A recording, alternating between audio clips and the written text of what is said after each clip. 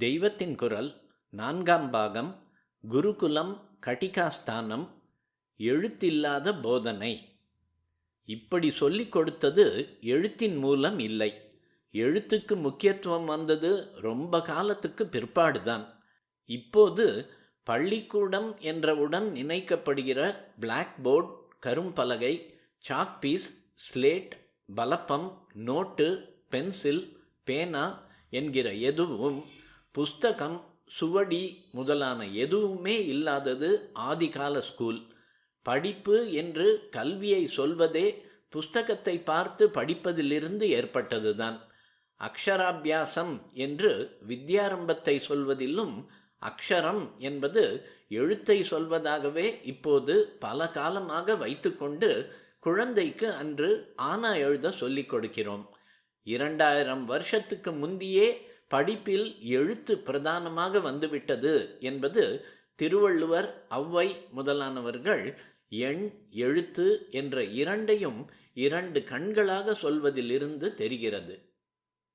ஆனால் நான் சொல்லும் மிக பழமையான வேத காலத்தில் ஆரம்பித்து அப்புறம் வெகு காலம் வரையில் கூட எழுத்து படிப்பது என்பது அதிகம் இல்லாமல்தான் விஸ்தாரமான வித்யாபியாசம் பூராவும் நடந்திருக்கிறது.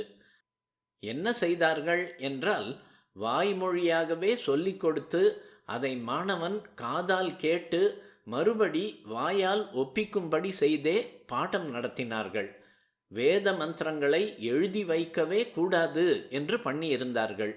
ஏனென்றால் தெய்வீகமான அந்த மந்திர சப்தங்கள் என்றைக்கும் லோகத்தில் இருந்து கொண்டு அதன் மூலம் லோகக்ஷேமத்தை உண்டாக்க வேண்டும் என்பதற்காகத்தான். இதற்கும் எழுதி வைக்காமல் இருப்பதற்கும் என்ன சம்பந்தம்? லோகத்தில் மந்திர சப்தங்களை பரப்பிக் கொண்டிருக்கும்படியாக ஜனங்களில் ஒரு பிரிவை உறுதியாக ஏற்படுத்தி தர வேண்டுமானால் அதற்கு என்ன வழி? அவர்கள் எப்போது பார்த்தாலும் இதை சொல்லிக் கொண்டிருக்க பண்ணி, அப்படி பண்ணினால்தான் அவர்களுக்கு பிழைப்பு உண்டு, தட்சிணையோ மானியமோ கிடைக்கும் என்று வைத்து வேறே எந்த தொழிலுக்கும் அவர்கள் போகப்படாது என்று விதி செய்து விடுவதுதான். இதற்கு அவர்கள் வேதத்தை ஏதோ அவ்வப்போது புஸ்தகங்களில் பார்த்து படிப்பது என்று இருந்தால் சரிப்பட்டு வராது.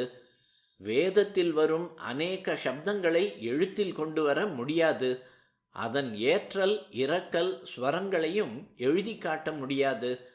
ஏதாவது பங்க்சுவேஷன் மார்க் போடலாமே என்றால் அச்சுப்பிழை, எழுத்துப்பிழை மாதிரி ஏற்பட்டுவிட்டால் மந்திர ரூபம் மாறிப்போய் அதன் பலனே விபரீதமாகி விட இடம் உண்டு. இதெல்லாவற்றோடும் கூட ரொம்ப முக்கியமான காரணம் ஏதோ அவ்வப்போது படிப்பது என்பதாக ஒருத்தனுடைய மனசின் வெளி லெவலோடு மந்திரங்களை நிறுத்திவிட்டால் அவற்றின் பூர்ண பிரயோஜனம் உண்டாகவே உண்டாகாது. மந்திரங்கள் ஒருவனுடைய மனஸ்பூராவையும் வியாபித்து அவனுடைய உயிரிலேயே இறங்கி ஊறி இருக்க வேண்டும். அப்போதுதான் அவன் சொல்லும் மந்திரம் பூர்ணமாக வீரியவத்தாக இருக்கும். எழுதி வைத்து படிக்கலாம் என்று இருந்துவிட்டால் ஒருவன் அதை மனப்பாடம் செய்து கொள்ளாமலே, அதுதான் சுவடி இருக்கே, சமயம் நேரும்போது பார்த்துண்டா போச்சு என்று இருந்துவிடக்கூடும். அதாவது மந்திரம் இவனுக்குள்ளே அல்லது இவன் மந்திரத்துக்குள்ளே ஊறாமல் மேலெழுந்த வாரியாக முடிந்துவிடும்.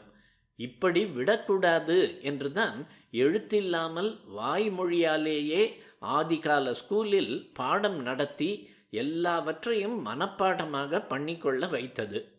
மந்திரம் மாணவனுக்குள் ஊறுவதற்காகத்தான் அவனை புத்திசாலியாக மட்டும் இல்லாமல் குணசாலியாகவும் இருக்க பண்ணினார்கள்.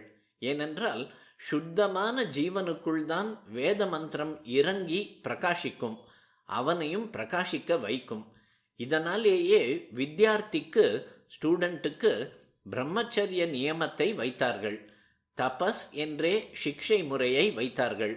வித்யாபியாசம் என்பது ஒரு விரதமாக ஆரம்பத்திலே தீட்சையுடன் நடந்தது. பிறக்கும்போது பிராமணனும் 4ஆம் வர்ணத்தவன்தான். உபநயன சம்ஸ்காரத்தால் தான் அவன் த்விஜன் என்னும் இருபிறப்பாளன் ஆகிறான். அப்புறம் வித்யாபியாசத்தால் அவனுக்கு விப்ரன் என்ற பெயர் உண்டாகிறது. இந்த மூன்றும் சேர்ந்து ஒருத்தனை ஸ்ரோத்ரியன் ஆக்குகிறது. இப்படி சாஸ்திரத்தில் இருக்கிறது. ஜன்மனா ஜாயத்தே சூத்ரஹ சம்ஸ்காராத் த்விஜ உச்யதே வித்யயா யாதி விப்ரத்வம் த்ரிபிஹி ஸ்ரோத்ரிய உச்யதே. இவன் பிரம்ம எனப்படும் வேதத்தில் ஊறி அதே பிரம்ம பதத்தால் குறிப்பிடப்படும் பரமாத்மாவை பற்றிய ஞானத்தில் சித்தி அடையும் போதே பிராமணன் ஆகிறான். அதாவது கல்வி என்பது சம்பாதிப்பதற்கு சாதனம் என்று நாம் வைத்துள்ள நிலைக்கு ரொம்ப ரொம்ப உச்சத்தில் அது ஒருவனுக்கு அறிவையும் ஆத்ம ஞானத்தையும் கொடுத்து அவனுடைய ஜென்மாவையே கடை தேற்றி வைப்பதற்காகவே ஏற்பட்டது என்ற உயர்ந்த லட்சியத்தை நம்முடைய ஆதி மூதாதையர் கொண்டிருந்தார்கள். வாயால் சொல்லி மாணவனை திரும்ப ஒப்பிக்க வைப்பதில் வாத்தியார் ஒவ்வொரு மந்திரத்தையும் 5 தடவை திரும்ப திரும்ப சொல்வார். அவர் ஒரு தடவை சொன்னதுமே அதை பிடித்து கொண்டு ஒப்பித்துவிடும் புத்திசாலி பையனைத்தான் ஏகசந்த கிராகி என்பது.